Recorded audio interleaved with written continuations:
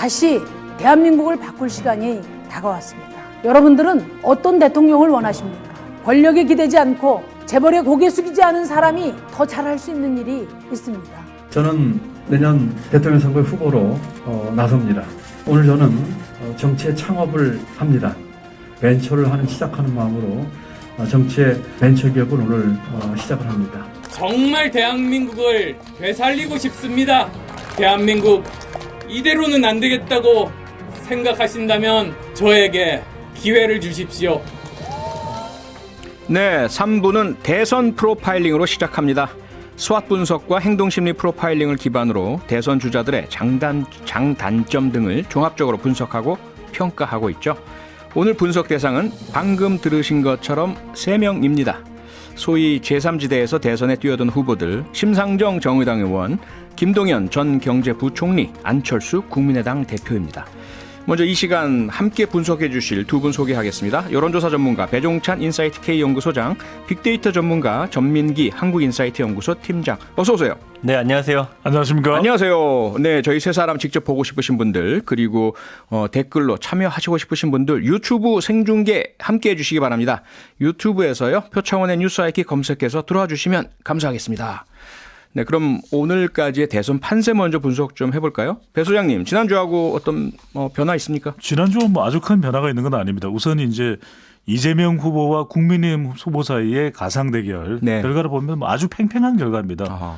그러니까 누가 조금 더 수치상으로 높다 하더라도 오차 범위 내일 정도로 네. 말 그대로 프레임 전쟁, 이재명 후보 대 국민의힘 후보 대결 구도가 만들어지고 있고요. 예. 좀 더 관심이 쏠려 있는 쪽은 이제 국민의힘 후보 사이에 누가 더 경쟁력이 있는가. 네. 윤석열 후보냐 또 홍준표 후보냐. 왜냐하면 오는 5일 바로 금요일입니다. 네. 국민의힘 최종 후보가 약 오후 2시경 정도에 발표가 되지 않습니까? 그렇죠. 그래서 이 국민의힘 본 경선에 올라 있는 4명의 후보만 놓고 본선 경쟁력을 물어보는 조사 추세를 보면 네. 특정 조사가 아니라 추세를 보면은 대체적으로 홍준표 후보가 앞서는 결과입니다. 아, 그래요? 예, 더불어민주당 지지를 더 많이 받고 있기도 하고 또 네. MZ 세대, 2030 세대의 또 지지를 견인하고 있고 네. 또 대구, 경북, 또 부산, 울산, 경남에서도 지지가 많이 올라갔습니다. 그런데 국민의힘 지지층에서는 대체적으로 나오는 거의 모든 조사들이 국민의힘 지지층은 윤석열 후보가 높게 나오거든요. 어허. 말 그대로 당윤, 네. 민홍, 당심의 윤석열이냐, 네. 민심, 국민 여론조사의 홍준표냐 이런 추세로 가고 있습니다. 네. 당, 윤, 민, 홍 이렇게 정리를 해 주셨는데 그것 때문일까요? 지금 국민의힘 그 경선 투표요. 어제 오늘 당원 투표율 무척 높게 나왔고 어제 첫날이었죠.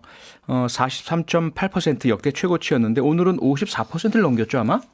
네. 과연 이러한 상황 지금 배 소장님 분석대로라면 당심이 집결 결집을 해서 윤 후보를 미는 것입니까? 아니면 새로 온라인 당원으로 가입한 20, 30대가 홍 후보를 미는 현상입니까? 어떻게 보세요? 어느 쪽이라고 단정 내리기는 어려울 것 같습니다. 왜냐하면 국민의힘 지지층이 여론조사에서 국민의힘 지지층이 당원은 아니거든요. 네. 그렇다 하더라도 그렇게 추론하는 이유는 국민의힘 지지층이 또 당원과 좀 비교를 해본다면 성격을 네. 당원은 더 적극적인 국민의힘 지지층이잖아요. 그러겠죠. 그러니까 예. 이 여론조사로 추론을 해본다면 연결을 해본다면 당심은 윤석열 후보 쪽에 좀 유리한 구도가 아닐까 네. 구조가 아닐까 그런 이유 중에 하나는 전체 당원이 이제 57만 명인데 57만 명 중에 거의 65% 이상 70% 가까이는 또 50대 이상 당원이에요. 아하. 그러니까 젊은 세대 당원들이 지난 6월 이준석 대표 예. 탄생 이후에 늘어났다 하더라도 기존의 이 연령대가 높은 당원들의 숫자 비율을 무시하지 못하거든요. 그리고 네. 수도권 당원들이 상당히 또 많이 늘어났고 그렇다면 이 구조상으로는 네. 당원의 숫자와 지역별 또 연령대별 구조를 보면은 윤석열 후보가 조금 유리한 건 아니냐 이런 얘기가 나오는데 그럼에도 불구하고 네. 중요한 건 내가 지지하는 후보를 찍으러 당원들이 적극적으로 모바일 투표를 해야 되거든요. 예, 지금 예. 이제 30만 명이 넘었었는데 네. 지금 추세만으로는 어느 후보에게 더 유리하다 이야기하기 힘들겠죠. 힘들다. 전 팀장님 어떻게 보세요? 같은 의견이세요? 글쎄요, 저는 이제 아무래도 얼마 전까지만 해도 윤석열 후보가 될 거다라는 의견이 대세였잖아요. 대세론? 근데 민심이 예. 사실은 홍준표 후보를 좀 밀고 있다라는 반응이 나오면서 오히려 지금 당원 투표율이 높게 나오는 것은 예. 그 윤석열 후보를 좀 지지하는 분들의 좀 불안감이 좀 응집된 게 아닌가 아하. 저는 좀 그렇게 예상을 해봅니다. 알겠습니다. 자, 오늘은 소위 제3지대 에서 대선에 뛰어든 후보들 심상정, 김동연, 안철수 이 세 분 후보들을 집중적으로 프로파일링 해보려고 하는데요. 지지율은 작죠. 아직까지는 한 자릿수입니다. 그런데 대선에서 이분들이 큰 변수 역할을 하지 않습니까? 그럼요. 작은 거인이라고 봐야 되겠죠. 네. 지난 대선 같은 경우에는 다자 대결 구도에서 문재인 후보가 선거 막판 10%포인트 이상 격차를 벌리면서 앞서가고 당선 가능성이 매우 높았기 때문에 큰 영향은 없었지만 네. 이번 대선은 정말 치열한 프레임 전쟁이거든요. 예. 이재명 후보 대 국민의힘 최종 후보 사이에 피말리는 접전이 벌어질 겁니다. 네. 지금도 그런 추세로 나타나고 있고 이럴 때 안철수 후보가 얻는 지지율 대체적으로 가상 다자 대결에서 나타난 걸 보면 적게는 3, 4%에서 많게는 6, 7% 결코 적은 비율은 아니에요. 그러네요. 적게 보이지만 심상정 후보도 거의 그 정도 됩니다. 네. 그러면 그 접전에서 안철수 후보를 지지하는 지지층들의 마음, 이른바 안심이죠. 네. 국민의힘 쪽에서는 안심을 못 가져가면 안심할 수 없습니다. 아하. 네. 그다음에 더불어민주당 쪽에서는 네. 이재명 후보는 심상정 후보의 마음, 심심이죠. 네. 심심을 못 가져가면 심상치 않아요. 심상치 않습니까? 그러니까 심심해지는 적어도- 게 아니고. 네? 네. 알겠습니다. 알겠습니다. 죄송합니다. 네. 그러니까 예. 이 심상정, 안철수, 네. 김동연 이 후보들이 지금 이제 지지율 판세로 보면 네. 최종 당선은 힘들지 몰라도 아하. 최종 당선되는 후보가 누가 될지에 대한 영향력은 매우 클 수도 있다. 아하. 그런 점에서 네. 작은 거인으로 봐야 되는 거죠. 작은 거인이다. 자, 그러면 이 작은 거인 세 분을 차례로 좀 분석을 해보겠습니다. 먼저 심상정 정의당 대선 후보 프로파일링을 해볼 텐데요. 전 팀장님, 네. 심 후보 이번에 두 번째 도전이죠, 대선? 네. 당내 경선에 4번 참여했고요. 말씀해 네. 주신 대로 본선은 이번이 두 번째입니다. 아하. 진보 정치의 상징적인 인물이고 네. 대학생 때 이제 노동운동에 투신을 했죠. 2001년 대한민국 최대 산별노조 금속노조 탄생이 시켰고요. 네. 2004년에 민주노동당 비례대표로 당선돼서 진보정당 최초로 국회에 입성을 했습니다. 그리고 2016년에는 진보정당 최초로 3선 국회의원이 됐죠. 예. 그 2017년 대선에서 진보정당 역대 최다 득표를 또 당시 기록하면서 바람을 일으켰거든요. 아하. 그 지난해 국회의원 선거에서 당선되면서 진보정당으로서의 첫 4선 의원.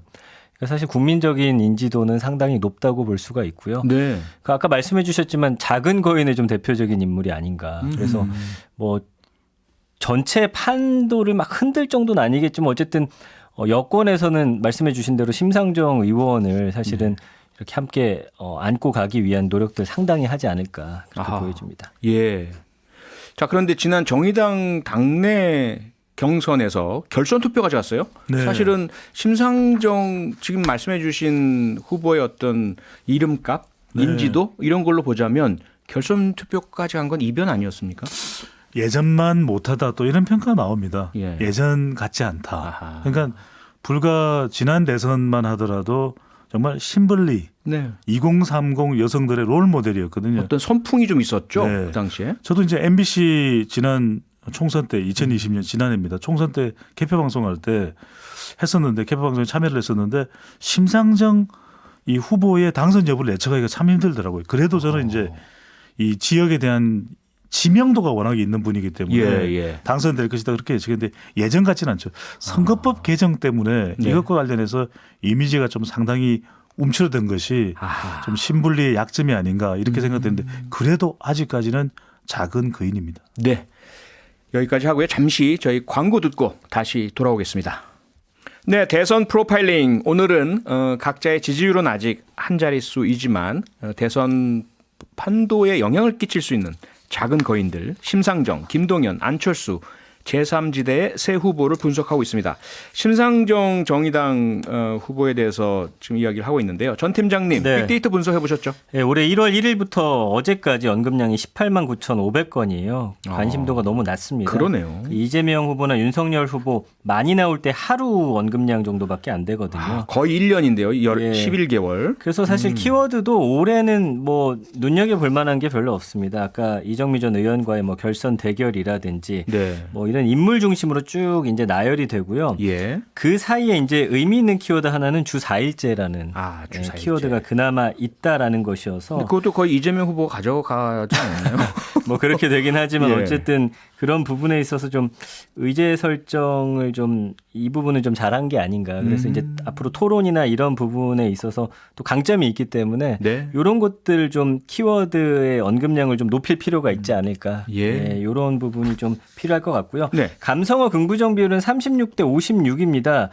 그러니까 관심은 낮지만 부정 비율이 좀 낮다라는 것. 그러네요. 그런 부분인데 일반적으로 부정 비율이 70%잖아요, 정치인. 관심이 높은 분들은 좀 그렇죠. 네. 예, 그래서 이게 사실은 관심이 낮은 데 따른 어쩐 좀 그런 영향도 좀 있을 것 같긴 하고요. 아하. 그 감성어들 쭉 보면은 관심이 없다라든지 좀 헷갈리다. 어허. 그러니까 이 부분은 이제 배 소장님 짚어주시겠지만 사실 민주당 지지층에서 그렇습니다. 그래서 사실 우리 편이 아니야, 뭐 이런 아닌지에 건가요? 대한 좀 그런 부분들이 좀 헷갈려하시는 것 같고요. 네. 뭐 지지하다, 헌신적이다 이런 부분이 이제 강점으로 나오고 있는데 이 부분은 또 이따 강점, 약점에서 조금 더 자세히 짚어보도록 하겠습니다. 예, 배 소장님 이어서 분석해 주시죠. 어떻게 보세요? 빅데이터 상에 좀 정의당의 특색 또 심상정의 특색이 잘 안 드러나거든요. 이 특색이 안 드러난다?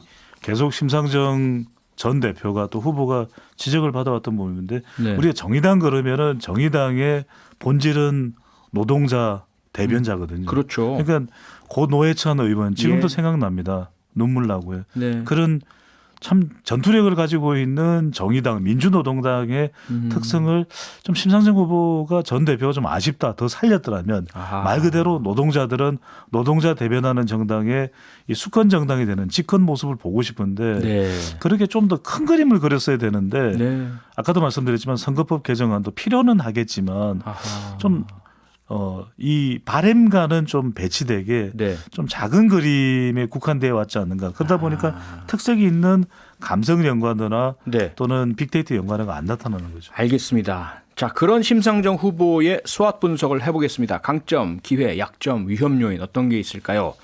어떻게 분석이 됐습니까? 네, 강점과 약점을 키워드로 분석을 해봤거든요. 예.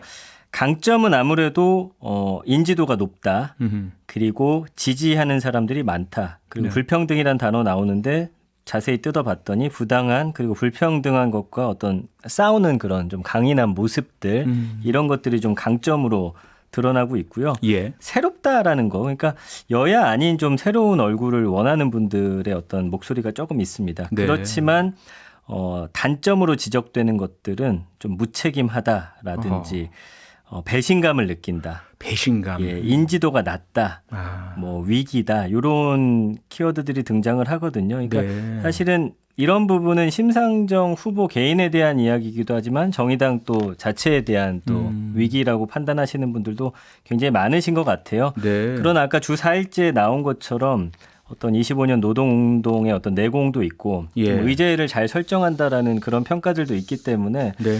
이 부분을 좀 TV 토론에 강하다는 점을 좀 어필하면서 2030의 어떤 좀 마음을 표심을 좀 얻기 위한 노력들이 필요할 것 같습니다. 네, 강점이 뚜렷한데 약점도 새롭게 불거져 보이고요. 이 네. 부분을 잘 좀 돌파를 해야 된다 이런 말씀이시고요. 배 소장님, 그렇다면 외부적인 환경 요인, 기회와 위협 요인 어떻게 분석됩니까?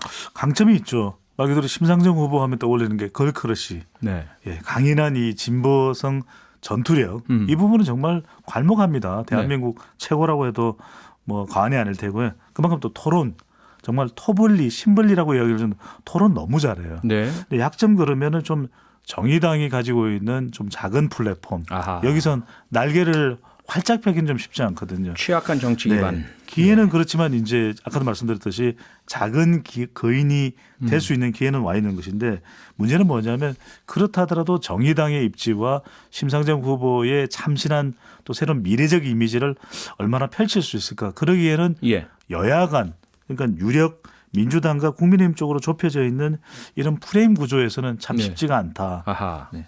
알겠습니다. 자, 그런 가운데 엊그제였죠. 이재명 민주당 대선 후보가 여권 대통합을 언급했습니다. 그러면서 정의당을 포함한 뭐 열린민주당도 포함되고요. 연대 가능성을 시사했습니다. 그런데 심상정 후보는 염치 없는 차악의 네. 선택을 강요하고 있다. 상당히 강하게 반발했습니다. 어떻게 보세요? 이번에는 흡수되지 않겠다 이런 생각이 강할 것 같아요. 예. 아까도 말씀드렸지만 계속 반복해서 말씀드릴 수밖에 없는 것이 선거법을 개정할 때 네. 그러니까 정의당 의석수가 상당히 늘어날 줄 알았는데 음흠. 민주당으로부터 배신당했다 이런 생각을 할 수가 있거든요. 네. 그렇기 때문에 이재명 후보는 이렇게 이야기하는 이유가 있습니다. 예. 혹시라도 심상정 후보가 혹시가 아니라 이 심상정 후보가 완주할 가능성이 상당히 높아진다면 네.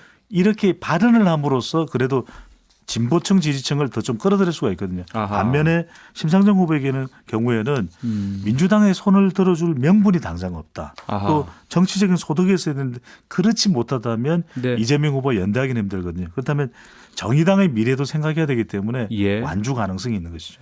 완주 가능성이 점점 높아진다 이렇게 보시는군요. 자, 이제 김동연 후보 프로파일링 해볼 차례인데요. 전 팀장님, 네. 김동연 후보 흑수저 후보라고 예, 통하고 그렇습니다. 있죠?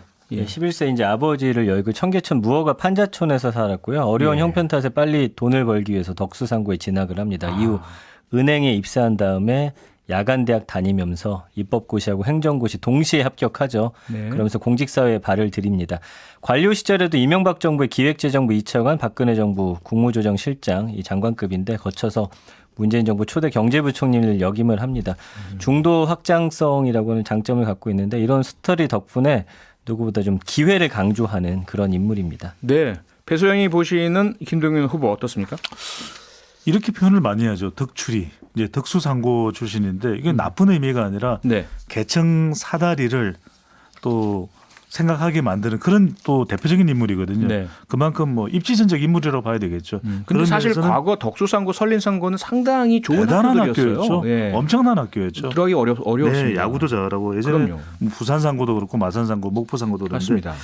또 하나는 지금 김동연 전 부총리 행보를 보면 좀 저변학대로 보여요. 왜냐하면 지지율이 높지는 않거든요. 네. 다자가상 대결에서. 그렇다면 지금 어떤 큰 기회를 노린다기보다는 작은 기회 우선적으로. 그래서 이 정치 탐색을 하고 있다. 네. 나의 어떤 정체성을 어떻게 가져가야 될까? 또 나의 지지 기반은 누가 될까? 네. 그렇게 해서 차차기도 노려볼 수 있는 거잖아요. 아, 지금보다 미래를 보고 있다. 김동연 후보에 대한 빅데이터 분석 어떻게 나오죠? 언급량이 올해 4만 8천 건밖에 안 됩니다. 아이고, 예, 너무 없네요. 국민들이 사실 이런 대선 후보로서 거의 인지하지 못하고 있다라고 좀 봐야 될 것 같고요. 네. 연관어도 보면 이제 일단은 경제 전문가로서는 좀 많이 각인이 돼 있는 것 같아요. 경제라는 키워드가 보이고요.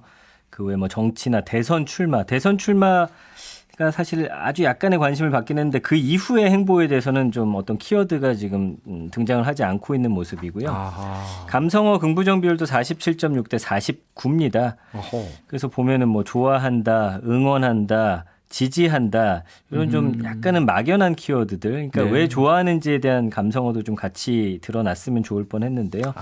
반면에 이제 부정어 같은 경우는 신뢰하지 못한다, 매력이 없다.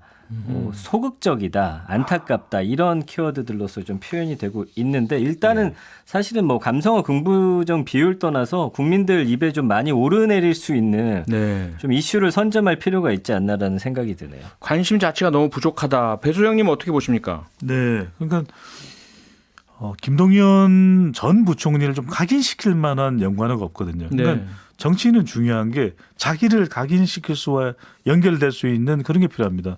표창원 진행자 그러면 하이킥 있잖아요. 네. 그러니까 이렇게 예. 김동연 전 부총리 그러면 뭔가 좀 뭔가가 있어야 될 텐데 예. 안 떠오르네요. 입지전적으로 부총리 빼고는? 성공한 인물이면 분명한데 네, 그렇죠. 연결고리가 없거든요. 아하. 그러다 보니까 뭐 소화 분석까지 좀 이어서 말씀을 드리겠습니다. 이걸 말씀드려 더 이해가 잘 될 것 같은데 그러시죠.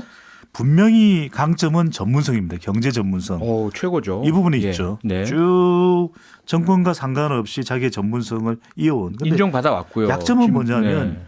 이제 정치적으로 보면 정치 초보인데 또 다른 경제 분야 이쪽으로 보더라도 뭔가 확 밀고 나가는 게 없었다. 뚜렷하게 이 김동연 표 그러면 경제 대안은 뭐지? 그러니까 소득 주도 성장에 대해서도 좀 머뭇거린 것이 있거든요. 네, 네. 오히려 그럴 때 이 안이 더 좋을 수 있습니다라고 제시하는 모습이었다면 그러니까 예. 뭔가 각인되는 것이 없다. 그러다 보니까 앞서 이제 전민기 팀장이 이야기했던 대로 좀 더 개성을 살려야 됩니다. 네. 요즘에는 부캐 이런 게 있어야 더 정치인에 관심을 가지거든요. 아하. 기회도 그래서 지금은 여야 간에 뭐 작은 거인, 좀 더 작은 거인이긴 한데 이 여야 간에 지금 네거티브 공방이 또 격화되고 있는 상황이고 또 위협적인 거는 이것도 프레임이기 때문에 예. 민주당과 또 국민의힘의 무대거든요. 아. 과연 김동연은 여쪽인지 야쪽인지도 잘 분간이 안 되고 있기 때문에 네. 이런 건 위험 요인이라고 봐야 되겠죠. 관심 자체를 못 받고 있다. 전 팀장님 어떻게 보세요?